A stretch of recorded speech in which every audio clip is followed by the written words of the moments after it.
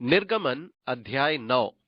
फिर यहोवा ने मूसा से कहा, फिरौन के पास जाकर कह, इब्रियों का परमेश्वर यहोवा तुझसे इस प्रकार कहता है कि मेरी प्रजा के लोगों को जाने दे कि मेरी उपासना करे।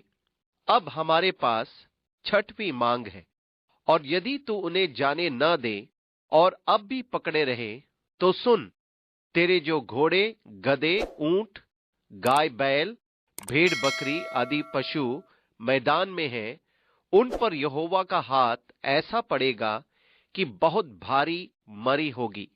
और यहोवा इस्राएलियों के पशुओं में और मिस्रियों के पशुओं में ऐसा अंतर करेगा कि जो इस्राएलियों के हैं उनमें से कोई भी न मरेगा।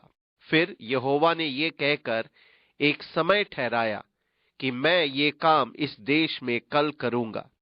दूसरे दिन यहोवा ने ऐसा ही किया, और मिस्र के तो सब पशु मर गए, परंतु इस्राएलियों का एक भी पशु न मरा। निर्गमन 9, 1 से 6 पद। इससे स्पष्ट होता है कि जितने भी पशु मारे गए वे सब मिस्र वासियों के थे।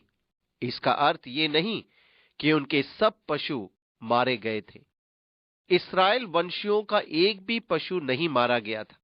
अब मेरा कहने का तात्पर्य समझ रहे ना? आगे चलकर हम देखेंगे कि परमेश्वर द्वारा भेजी गई ओलावृष्टि में मिस्र वासियों के पशु मारे जाएंगे। अतः ये न समझे कि इस समय उनके सब पशु मारे गए थे। और फिरौन ने लोगों को भेजा, परंतु इस्राएलियों के पशुओं में से एक भी नहीं मरा था। तो भी फिरौन का मन सुन्न हो गया और उसने उन लोगों को जाने न दिया।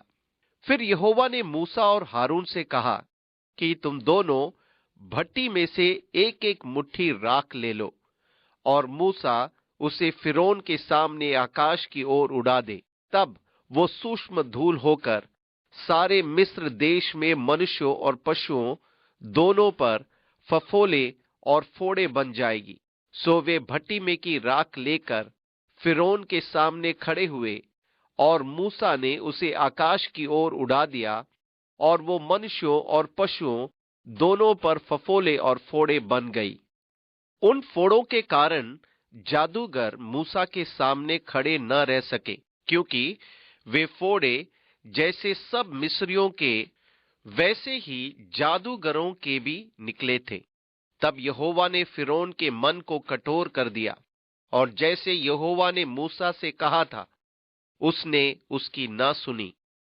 फिर यहोवा ने मूसा से कहा, सवेरे तड़के उठकर फिरौन के सामने खड़ा हो, और उसे कह, इब्रियों का परमेश्वर यहोवा इस प्रकार कहता है, मेरी प्रजा के लोगों को जाने दे कि वे मेरी उपासना करें।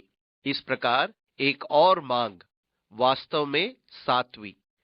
नहीं तो अब की बार मैं तुझ पर और तेरे कर्मचारियों और तेरी प्रजा पर सब प्रकार की विपत्तियां डालूंगा, जिससे तू जान ले कि सारी पृथ्वी पर मेरे तुल्य कोई दूसरा नहीं है। निर्गमन 9वीं अध्याय 7 से 14 पद। फिर वही बात, निर्गमन 5:2। यहोवा कौन है? मैं यहोवा को नहीं जानता। अब तुझे मालूम हो जाएगा कि यहोवा परमेश्वर कौन है। मैंने तो अभी हाथ बढ़ाकर तुझे और तेरी प्रजा को मरी से मारा होता, और पृथ्वी पर से तेरा सत्यानाश हो गया होता। परंतु सचमुच मैंने इसी कारण तुझे बनाए रखा है कि तुझे अपनी सामर्थ्य दिखाऊं और अपना नाम सारी पृथ्वी पर प्रसिद्ध करूं। निर्गमन 9, 15 और 16 पद। पद 16 उन पदों में से एक है जो परमेश्वर की प्रभु सत्ता को दिखाता है।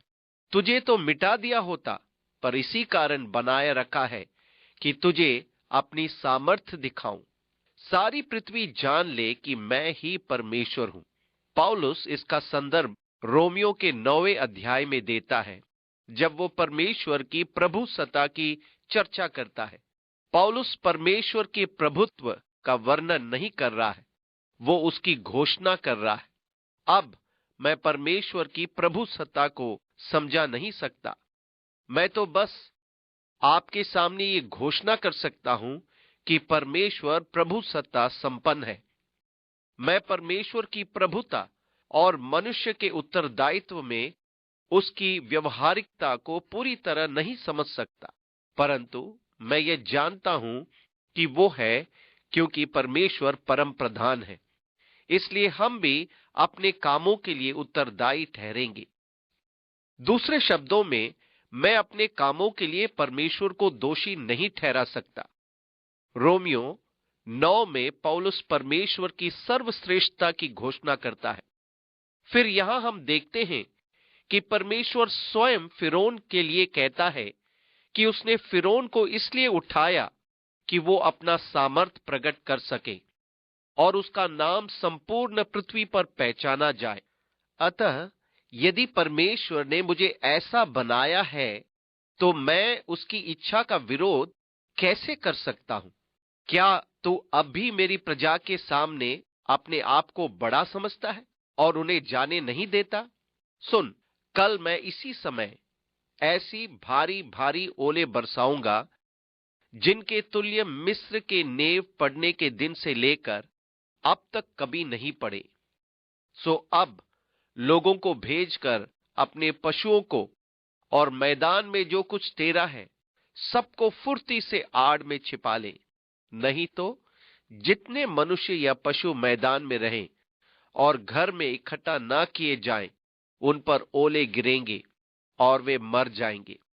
इसलिए फिरौन के कर्मचारियों में से जो लोग यहोवा के वचन का भय मानते थे, उन्होंने अपने अपने सेवकों और पशुओं को घर में हाँक दिया, परंतु जिन्होंने यहोवा के वचन पर मन न लगाया, उन्होंने अपने सेवकों और पशुओं को मैदान में रहने दिया।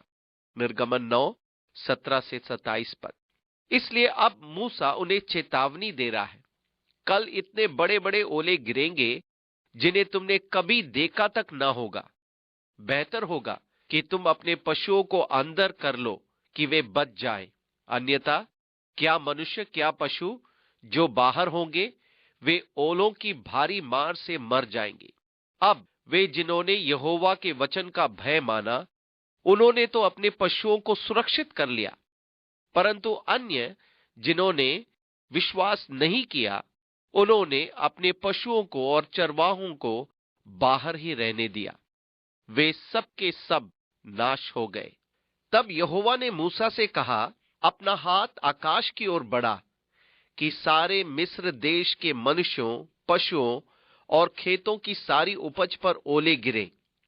तब मूसा ने अपनी लाठी को आकाश की ओर उठाया और यहोवा मेघ गरजाने और ओले बरसाने लगा और आग पृथ्वी तक आती रही। इस प्रकार यहोवा ने मिस्र देश पर ओले बरसाए।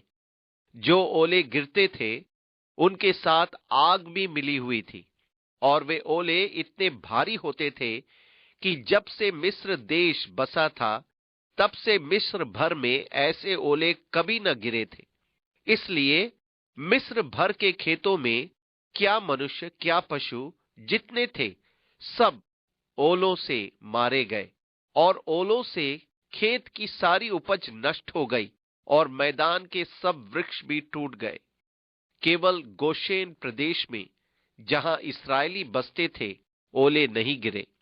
तब फिरौन ने मूसा और हारून को बुलवा भेजा और उनसे कहा कि इस बार मैंने पाप किया है, यहोवा धर्मी है और मैं और मेरी प्रजा अधर्मी है। मेघों का गरजना और ओलों का बरसना तो बहुत हो गया। अब यहोवा से विनती करो, तब मैं तुम लोगों को जाने दूंगा और तुम न रोके जाओगे। मूसा ने उससे कहा, नगर से निकलते ही मैं यहोवा की ओर हाथ फैलाऊंगा, तब बादल का गरजना बंद हो जाएगा और ओले फिर न गिरेंगे। इससे तू जान लेगा कि पृथ्वी यहोवा ही की है। तो भी मैं जानता हूं कि न तो तू और न तेरे कर्मचारी यहोवा परमेश्वर का भय मानेंगे। निर्गमन 9 22 से 30 पद।